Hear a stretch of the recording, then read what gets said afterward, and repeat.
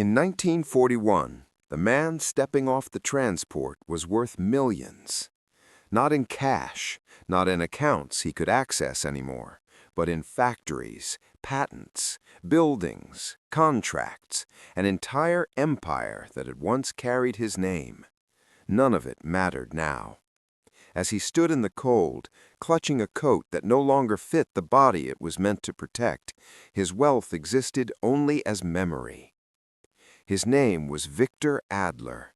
He was 52 years old, and for the first time since childhood, he had no authority over the direction of his own feet. Before the war, Viktor had owned steel plants that ran day and night. He had argued prices over polished tables, signed documents without reading every line, complained when coffee arrived lukewarm. He had been described as demanding, brilliant, difficult, a man whose time was considered expensive. People waited for him. Now, no one waited. The ground beneath his boots was uneven, packed hard by thousands who had arrived before him. The air smelled of smoke and damp fabric. Somewhere nearby, metal struck metal in a steady rhythm that did not pause for human conversation. Orders were shouted in a language he understood well enough to fear, but not well enough to negotiate. This story is not about how money disappears. It is about what remains when it does. Viktor noticed the details immediately. The way men avoided eye contact, the way possessions were removed efficiently, without ceremony, the way numbers replaced names with alarming ease. He had spent his life assigning value to things. Here, he was learning how value could be reassigned to people. He tried, briefly, to speak. Not to plead, to clarify. Habit guided him, the instinct to explain, to position, to assert relevance. He mentioned his factories, his contacts, his usefulness. The words sounded absurd the moment they left his mouth, like currency from a country that no longer existed. No one reacted. A guard took his watch, a simple movement. The watch had cost more than most men earned in years. It vanished into a pocket without comment.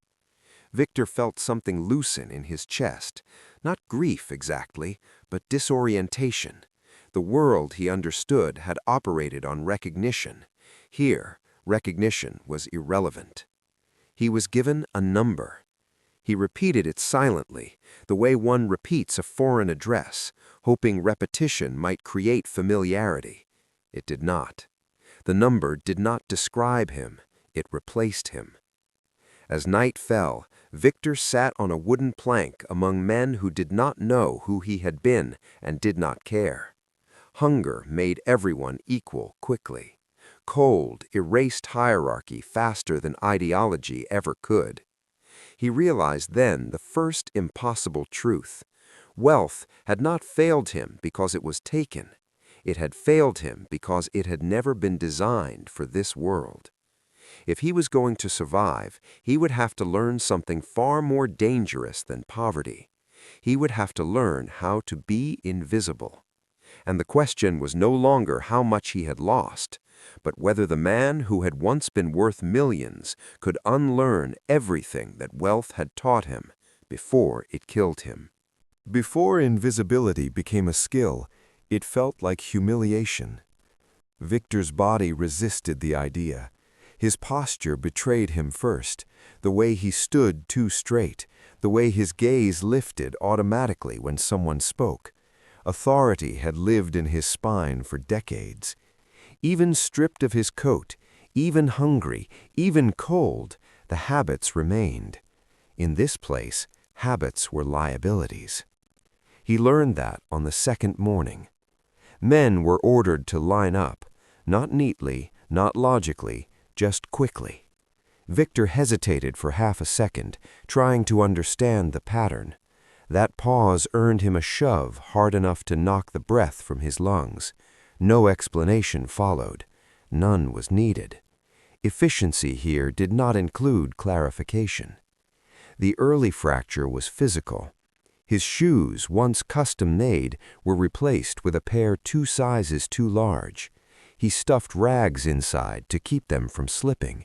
His hands, unused to manual labor, split within days. Blood was not dramatic. It was inconvenient. It stained. It attracted attention. He learned to hide it. Relationships redefined themselves brutally.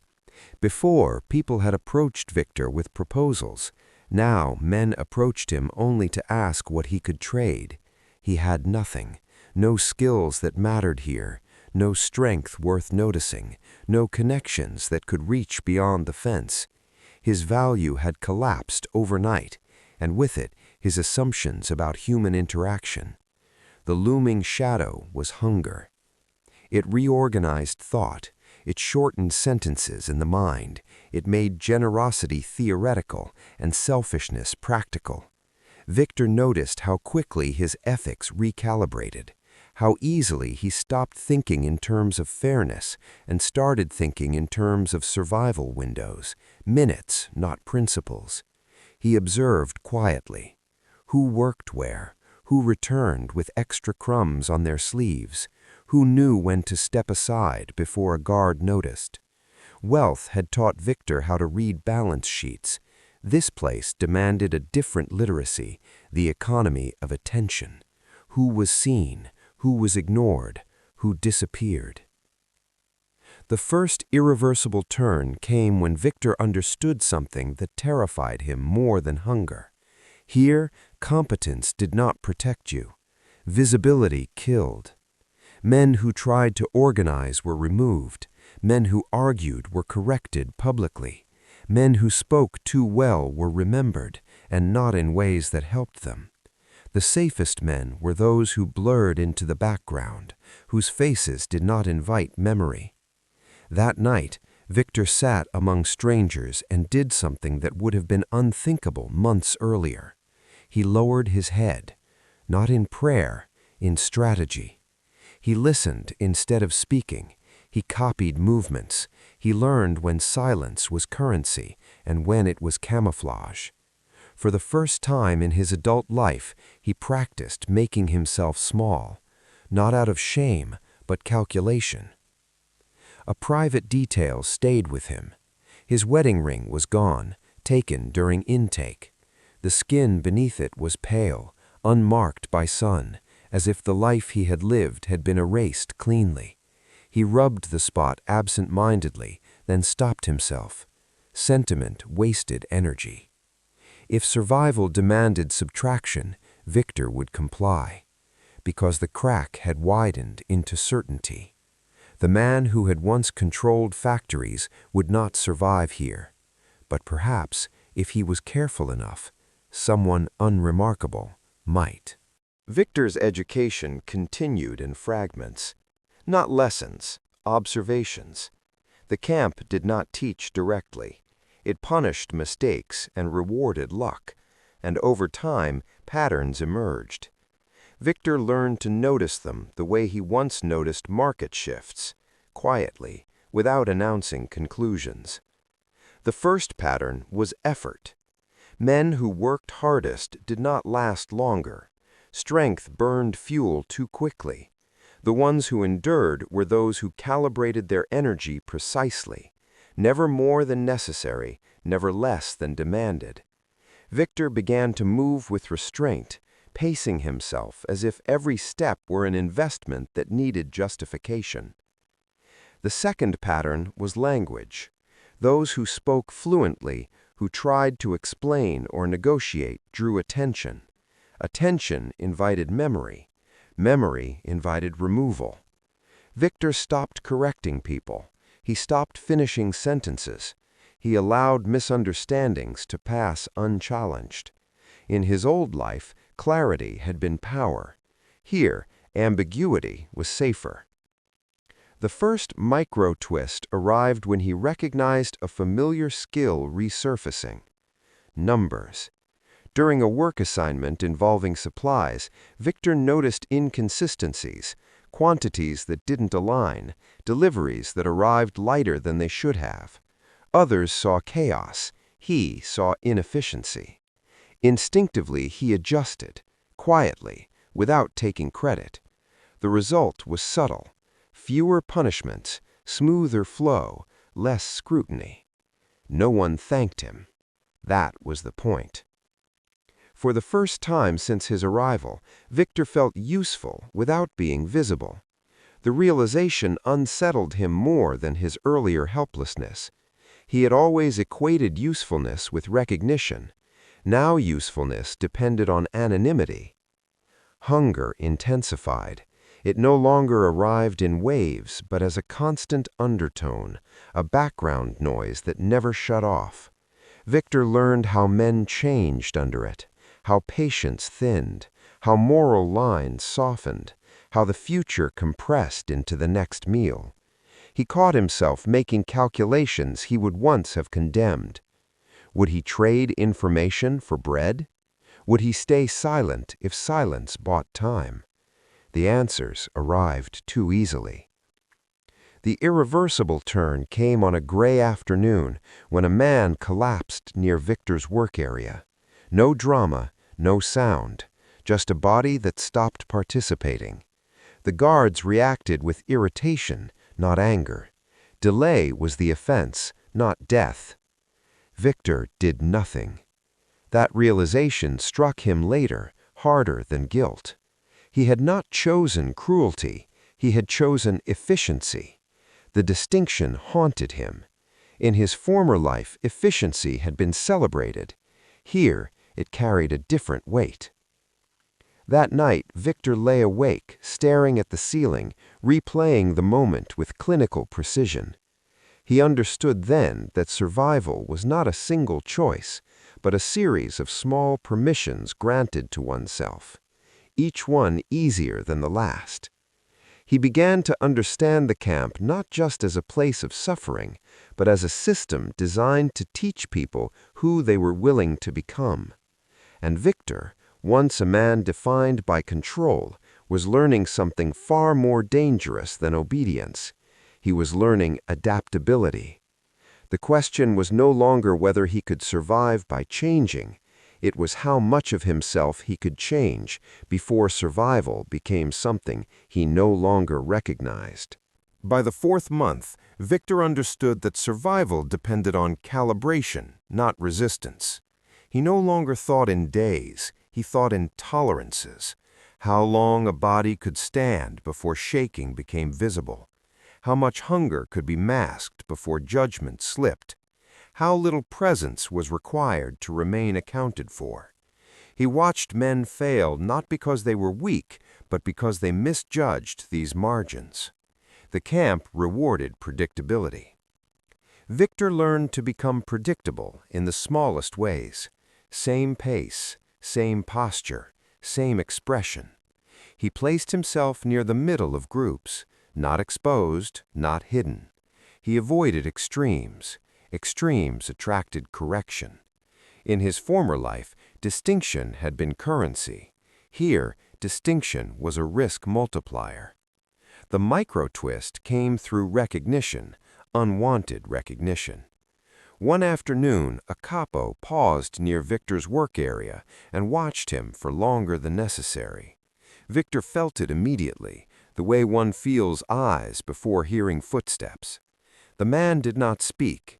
He simply observed the flow of materials, the absence of disruption, the way tasks completed themselves without escalation.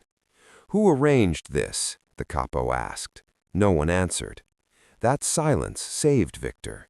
The work continued. The capo moved on. But Viktor understood the danger clearly.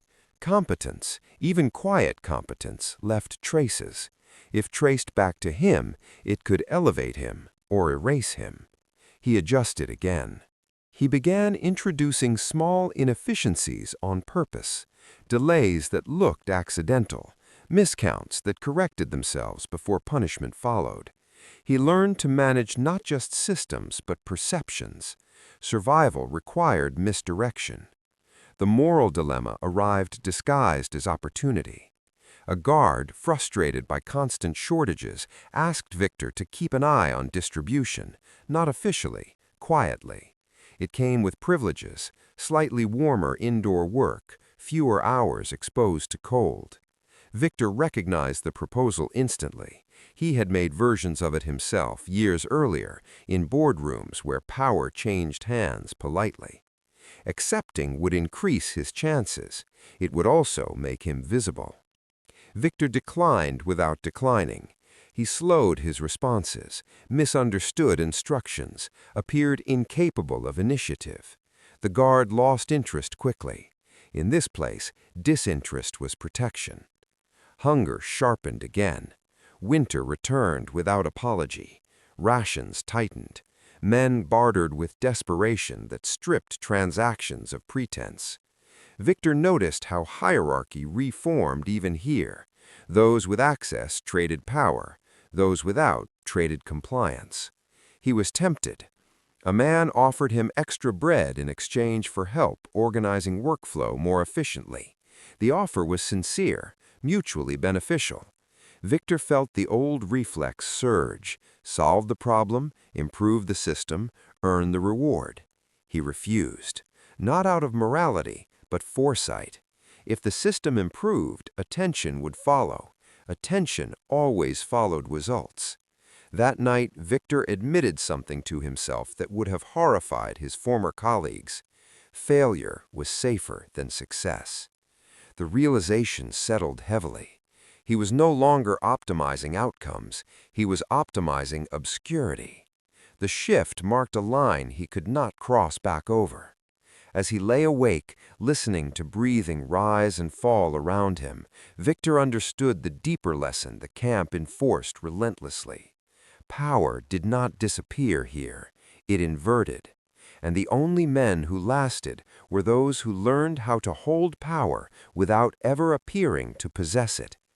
Whether Viktor could sustain that balance between usefulness and invisibility remained uncertain, but he knew one thing with clarity he had never possessed before. Survival was no longer about winning. It was about not being noticed when others lost. Viktor stopped thinking of himself as wealthy sometime during the 5th month. The concept had lost its utility. Wealth implied choice, leverage, the ability to influence outcomes. None of those applied here. What remained was memory, and memory, he discovered, could be a liability if handled carelessly. Winter compressed everything. Movement slowed, tempers shortened. The camp's rhythm tightened into something mechanical, less chaotic, and more deliberate. Viktor noticed that rules were enforced unevenly now. Some infractions passed unnoticed, others were corrected immediately. The difference was not fairness, it was fatigue. Systems, like people, grew tired. The micro-twist came through a conversation he was never meant to hear.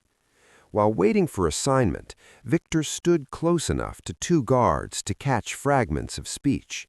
One complained about shortages, the other mentioned factories, output, missed quotas, inefficiencies. The words struck Viktor with an almost physical force. This language was familiar, comforting even. It belonged to the world he had mastered. For a moment, instinct overrode caution. He spoke. Not loudly, not assertively, just enough to correct a detail. A single sentence, precise, efficient. The guard turned, surprised, then curious. Viktor felt the shift immediately, the dangerous pivot from invisibility to usefulness. "What did you do before?" the guard asked. Viktor hesitated for half a second too long. "Accounting," he said. It was not a lie. It was not the truth either. It was a reduced version, flattened to fit safely inside this place. The guard nodded, already losing interest. The moment passed, but Viktor's heart did not slow for a long time. That night, he understood the true cost of memory. What he knew could help him. It could also expose him. Knowledge was no longer neutral. It had consequences attached. The moral dilemma sharpened days later when he was quietly reassigned. Indoor work, Fewer hours in the cold, slightly better rations, no explanation given, no announcement made. Viktor recognized the pattern instantly. He had crossed a threshold without meaning to. Someone had noticed his competence and decided it could be exploited. Survival math recalculated itself. Accepting the position would improve his chances significantly. It would also bind him closer to the system that consumed others. He would not be directly harming anyone, he told himself. He would simply be smoothing processes, reducing friction, making things function. But he knew that argument. He had used it before. The first secret act came quietly. Viktor began making changes so small they were almost invisible, adjustments that appeared helpful but changed nothing fundamental, efficiencies that canceled themselves out over time. He performed competence without delivering advantage. It was a delicate balance, enough to avoid punishment, not enough to invite reliance. Hunger receded slightly. Guilt did not.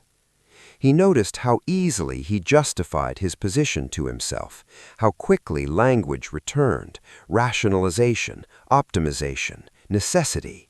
The same vocabulary he had once used to explain layoffs now explained survival. The parallel unsettled him deeply. Late one evening, Viktor caught his reflection in a piece of metal. Thinner, older, less certain, but still calculating. He realized then that survival had not stripped him of his former self. It had tested how easily he would resurrect it. And the question that haunted him was no longer whether money had failed him. It was whether the instincts that built his empire were compatible with remaining human in a place designed to erase that distinction. The 6th month changed Viktor in a way hunger never had. Hunger was constant, predictable. You learned to live alongside it. What arrived now was something sharper, moral compression. Choices narrowed, options disappeared. The space between action and consequence shortened until it almost vanished.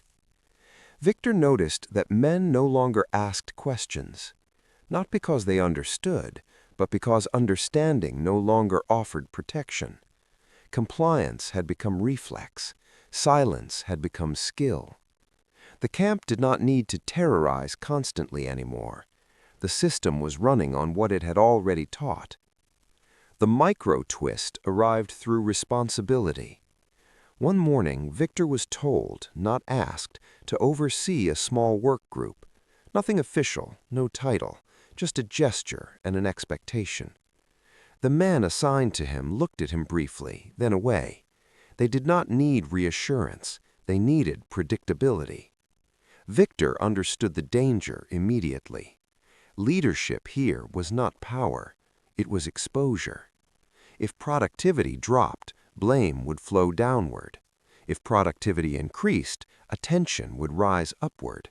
Both paths ended badly. Viktor adjusted instinctively, moderating output, absorbing tension, redirecting scrutiny toward no one in particular. He became a buffer. The moral dilemma sharpened when one of the men faltered. The man was younger, unsteady, slower each day. Viktor recognized the signs, misjudged margins, delayed reactions. Collapse was approaching. In his old life, this would have been a performance issue, reassignment, replacement. Here, it was a death sentence. Viktor faced an impossible calculation. If he slowed the group to accommodate the man, all of them risked punishment. If he pushed forward, the man would fail publicly and be removed. Efficiency demanded sacrifice. Compassion demanded inefficiency. The system had been built to force this choice. Viktor chose neither, at least not directly. He redistributed effort quietly, took on extra strain himself, adjusted timing just enough to mask weakness without advertising it. The group survived the day intact. Viktor paid for it later with shaking hands and a body that no longer recovered as quickly. That night he lay awake furious. not at the camp, but at himself. Because the choice had felt familiar. He had once managed downturns by quietly absorbing losses at the margins. He had once justified suffering as necessary for stability. The same logic now kept men alive one more day. The realization was devastating. He was not learning new skills here. He was repurposing old ones. The difference was scale, not principle. The next morning, the young man was gone anyway. No announcement, no explanation, just absence integrated seamlessly into routine. Viktor felt something inside him close. Not grief exactly, but recognition. The system always corrected itself eventually. What haunted him was not that he had failed. It was that he had believed, briefly, that optimization could still save someone. As days blurred together, Viktor accepted the deeper truth the camp enforced relentlessly. Survival did not reward goodness. It rewarded alignment. And alignment demanded that you become fluent in justifying the unjustifiable. The question was no longer whether Viktor could survive this place. It was whether surviving it would mean becoming indistinguishable from the logic that sustained it. Liberation did not arrive as clarity. It arrived as interruption. One morning, the routine failed. Orders came late. Guards moved without urgency. The rhythm Viktor had learned so carefully began to stutter, like a machine running out of power. Rumors spread, not hopeful ones, but confused ones. Confusion, Viktor knew, was different from chaos. It meant the system was losing confidence in itself. When the gates finally opened, no one cheered. Men stood still, waiting for instruction that did not come. Freedom, it turned out, required a different kind of permission. Viktor felt no triumph, only a cautious distance from the moment, as if celebration might be another trap. He had survived by not reacting. Reacting now felt dangerous. After came slowly. Paperwork, questions, blankets that scratched the skin, food that made bodies revolt before they healed. Viktor learned that survival did not end when the fences did. It simply changed rules again. Men who had endured the camp struggled with choices. Too many options, too much space. Viktor discovered something unsettling.